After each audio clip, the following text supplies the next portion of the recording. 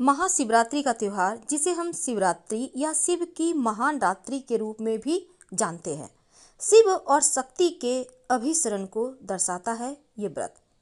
वैसे महाशिवरात्रि सबसे पवित्र दिनों में से एक है। शिव यानी कल्याणकारी, शिव यानी बाबा महादेव और शिव यानी शिव शंकर, शिव शंभु, शिव जी, नीलकंठ, रुद्र। देवी देवताओं में भगवान शिव शंकर सबसे लोकप्रिय हैं।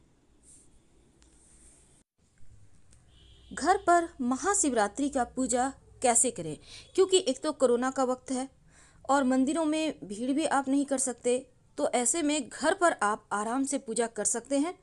कैसे करेंगे? आपके घर में तस्वीर है शिव पार्वती की, गणेश जी की यानी शिव परिवार की, या फिर शिवलिंग है, दोनों में ही आप पूजा कर सकते हैं। अगर तस्वीर है तो सामने में एक पात्र रख लीजिएगा।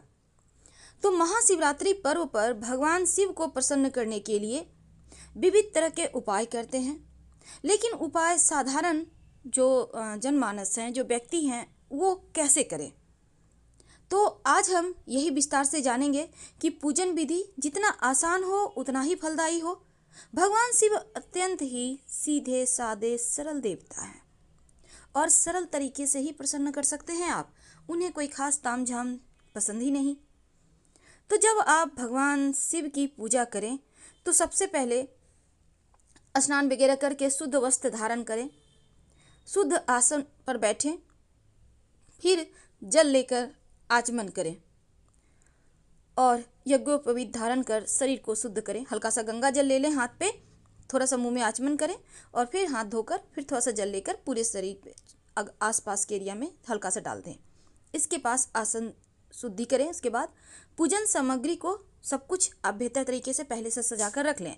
अब आप एक दीपक जलाइए, घी का दिया होगा और इस दीपक में लाल धागे की बाती हो तो सर्वोत्तम होगा, और मिट्टी का दिया हो तो भी चलेगा, कोई भी दीपक चलेगा। अब इस दीपक में आप 2 लौंग रख दीजिएगा, साबुत लौंग। ये विशेष मनोकामनाओं की पूर्ति करेगा। आइए अब हम जानते हैं विस्तार से। सबसे पहले तो स्वस्ति पाठ करेंगे। स्वस्ति न इंद्रो वृद्धश्रवाः, स्वस्ति न पूषा विश्ववेदाः, स्वस्ति नस्तार्क्ष्यो अरिष्टनेमि, स्वस्ति नो बृहस्पतिर्दयातु। इसके बाद पूजन का संकल्प कर भगवान गणेश और माँ गौरी पार्वती जी का स्मरण कर पूजन शुरू करना है। यदि आप रुद्राभिषेक करना चाहते हैं या लघु रुद्र करना चाहते हैं, महारुद्र आदि विशेष अनुष्ठान कर रहे हैं, तब 9 ग्रह कलश षोडश मात्र का भी पूजन करना चाहिए। अब संकल्प लेकर भगवान गणेश, माँ पार्वती का पूजन करें। फिर नंदी जी, वीरभद्र, कार्तिकेय, और जो महिलाएं हैं वो कार्तिकेय जी का पूजन नहीं करेंगी, और जो शिव जी के पास सर्प रहते हैं उनका भी आप नाम लेकर पूजन करें। इसके बाद हाथ में बेलपत्र एवं अक्षत लेकर भगवान शिव का ध्यान करें। हाथ में ले लें, हाथ जोड़कर प्रणाम करें, शिव जी को अपनी मन्नत कहें, आप उनसे जो चाहते हैं प्रार्थना करें। इसके बाद भगवान शिव का ध्यान करने के बाद आसन, आचमन, स्नान, दही स्नान, आप शिवलिंग है तो दही स्नान कराइए। पहले जल, फिर दही, फिर घी, फिर शहद से स्नान, यानी एक एक करके सब कुछ कराइए। आप चाहें तो पंचामृत स्नान भी करा सकते हैं, पर एक एक करके कराएं। फिर आप गन्ने का रस या शक्कर से स्नान कराएं, फिर शुद्ध जल से कराएं। अब पंचामृत बनाएंगे कैसे? देखिए, दूध, दही, घी, शहद और मिश्री या गुड़ डालकर फिर शुद्ध जल से जब आप स्नान करा लें, इसके बाद भगवान शिव पर बेलपत्र अर्पित करें। जब आप पंचामृत अर्पित करेंगे, तमाम चीज़ अर्पित करेंगे ना, थोड़ा सा नीर आप निकाल कर एक बर्तन में रख लीजिएगा, बाद में इसी को प्रसाद के रूप में आपको खाना है। अब इसके बाद आप बेलपत्र अर्पित करें भगवान को। इसके बाद वस्त्र, जनेऊ, सुगंध यानी इत्र जरूर अर्पित कीजिएगा, अगर चंदन की हो तो और भी अच्छा, उंगली में लगाकर थोड़ा सा लगा दें। इसके बाद अक्षत, बिना चावल के शिव जी की पूजा अधूरी होती है। इसके बाद पुष्पमाला, बेलपत्र अर्पित कर लें। अब जो भी आपको मौसमी फल मिल जाए, केला, अमरूद, जो भी है आपके पास, सेब है, बहुत तरह के फल होते हैं, बैर जरूर अर्पित करना चाहिए। इसके बाद आप धूप जलाइए। अब फिर हाथ धो लें। उसके बाद नैवेद्य अर्पित करें, लड्डू वगैरह जो भी आपने रखा है। नैवेद्य के बाद आप फल, पान जरूर अर्पित कीजिएगा, आपकी पूजा संपूर्ण होगी। नारियल भी अर्पित कर सकते हैं। उसके बाद दक्षिणा जरूर चढ़ाइए। शिव जी की पूजा में बिना दक्षिणा के पूजा अधूरी होती है। कैसे चढ़ाएंगे? एक पान का पत्ता ले लें, उस पर कुछ कॉइन, कुछ मीठी वस्तु रखें, जैसे कि बतासे हैं, मिश्री है, गुड़ है, 2 लौंग, 2 इलायची रखें और शिव जी को अर्पित कर दें।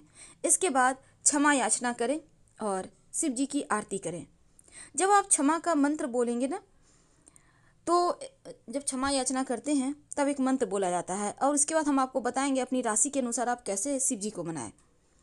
आवाहन न जानामि तदार्चनम, पूजाश्चैव न जानामि क्षमस्तं परमेश्वर। तो इस प्रकार संक्षिप्त में आप अपने घर में पूजा कर सकते हैं। तो ये हमने आपको बताया कि घर में कैसे आप सिंपल तरीके से शिव जी की पूजा करें। अब जानते हैं वो मंत्र जिससे आप शिव जी को प्रसन्न करेंगे। देखिए, ओम नमो भगवते रुद्राय, ओम नमः शिवाय, या फिर आप चाहें तो सिर्फ नमः शिवाय का भी जप कर सकते हैं। वैसे शिव पुराण का पाठ करना, रात्रि जागरण करना, ये सबसे ज़्यादा महत्वपूर्ण होता है महाशिवरात्रि के दिन। आप राशि अनुसार क्या अर्पित करें? देखिए, महाशिवरात्रि के दिन अपनी राशि अनुसार कैसे शिव जी की आराधना करें, उसके बाद हम बताएंगे प्रहर के अनुसार जब आप पूजा करेंगे, प्रथम प्रहर, द्वितीय प्रहर, तो कितना टाइम है और क्या अर्पित करें। तो पहले हम जानते हैं। देखिए, मेष राशि वालों, आप गुलाल अभिषेक कीजिएगा शिव जी पर। जो वृषभ वाले हैं, दूध से शिवलिंग का अभिषेक करें। जो मिथुन वाले हैं, गन्ने का रस से अभिषेक करें। कर्क वाले पंचामृत से शिव जी का अभिषेक करें। और जो लोग सिंह वाले हैं, शहद से अभिषेक करें। कन्या वाले शुद्ध जल से अभिषेक करें। तुला वाले दही से अभिषेक करें। वृश्चिक वाले दूध और घी से अभिषेक करें। धनु वाले दूध से अभिषेक करेंगे और मकर वाले अनार के दाने से अभिषेक करेंगे। कुंभ वाले दूध, दही, शक्कर, घी, शहद सबको अलग अलग अर्पित करके अभिषेक कीजिए। मीन वाले जो भी मौसमी फल आपको मिल जाए उसी से अभिषेक करें और नमः शिवाय का अनवरत जप कीजिएगा। क्योंकि महाशिवरात्रि के दिन भक्त दिन भर उपवास रखते हैं और निशीता काल यानी मध्य रात्रि के दौरान पूजा करते हैं। इस प्रकार वे महादेव को सगुन देते हैं और उनका आशीर्वाद मांगते हैं। क्योंकि चतुर्दशी तिथि 14वें दिन चंद्र पखवाड़े के कृष्ण पक्ष की चंद्रमा के चरण को शिवरात्रि के रूप में मनाया जाता है और यह फाल्गुन महीने के जो हिंदू महीने हैं उसी में महाशिवरात्रि का पर्व मनाया जाता है। महाशिवरात्रि के दिन संतान प्राप्ति के कुछ आसान उपाय आप इस दिन भोले बाबा को प्रसन्न कर उनसे वरदान प्राप्त कर सकती हैं। लेकिन आपको इसके लिए पति पत्नी आप दोनों को ही प्रयास करना होगा कि आप शिव जी को कैसे मनाइए। आइए हम आपको सिंपल सा विधि बतलाते हैं जिससे कि आप शंकर भगवान को खुश करके उनसे वरदान प्राप्त कर सकते हैं। आपके भी घर में नन्हे मुन्ने आ जाएंगे। और सबसे पहले तो श्रद्धा भाव रखिएगा, पूरी आस्था रखिएगा। वैसे तो भगवान कृष्ण की भी पूजा करने से कहते हैं संतान की प्राप्ति होती है। वैसे हम वीडियो के अंत में आपको एक टोटका भी बतलाएंगे, लेकिन चलिए हम पहले आपको ये बतला देते हैं कि आप शिव जी को कैसे प्रसन्न करेंगे। आप पति हो या पत्नी हो, दोनों ही मिलकर पूजा कीजिए। क्योंकि संतान माँ बाप दोनों के ही भाग्य से पैदा होता है, या फिर कहें तो संतान के भाग्य से माँ बाप का भी भाग्य जुड़ा होता है। आप महाशिवरात्रि का दिन है और कल के दिन आपको करना है। महाशिवरात्रि के दिन सुबह में प्रेम से दोनों स्नान वगैरह कीजिए, फ्रेश होइए, स्वच्छ वस्त्र, धुले हुए वस्त्र पहनिए, पास के किसी शिव मंदिर में जाइए, शिवालय जिसे कहते हैं। घर से शुद्ध घी, गाय का घी लेके जाइएगा और 1 लोटा जल, संभव हो तो बेलपत्र ले लीजिएगा। नहीं है कुछ, कोई दिक्कत नहीं है, घी ले लीजिए, 1 लोटा जल ले लीजिए। हम आपको सिंपल तरीके से बतला रहे हैं। और अगर है आपके घर में तो दूध और केसर ले लीजिएगा। अब आप शिवालय आइए, यहाँ पर दूध में 1 चुटकी केसर डाल के आप शिवलिंग पर अर्पित कीजिए प्रेम से, पति पत्नी दोनों मिलके।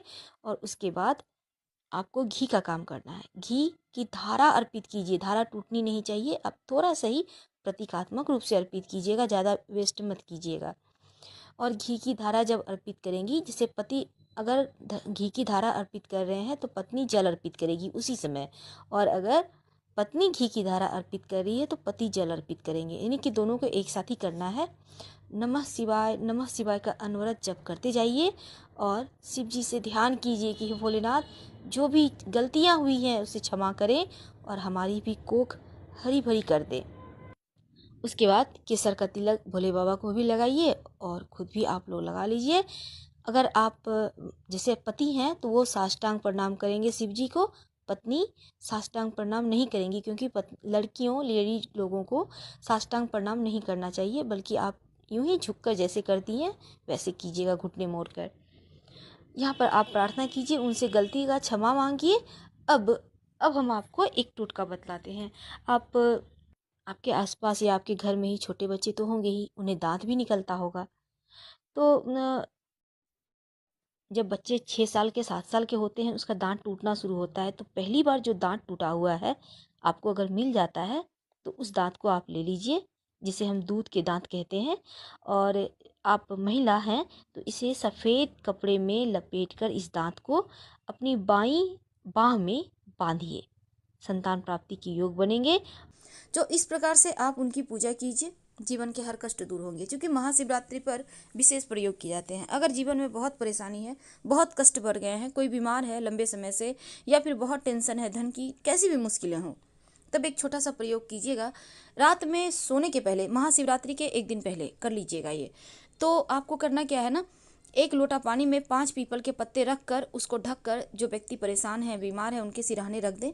और शिवरात्रि के दिन ये लोटा में जो जल आपने पीपल का पत्ता रखा है, इसको लेकर अगले दिन नहा धोकर आप शिवालय में जाएं। कोई भी व्यक्ति कर सकता है ये प्रयोग, और फिर शिवलिंग पर अर्पित कर दें। अगर जो पीपल के पत्ते हैं लोटे से नहीं निकले तो उसको हाथ से निकाल के अर्पित कर दीजिएगा, मनोकामना पूरी होगी।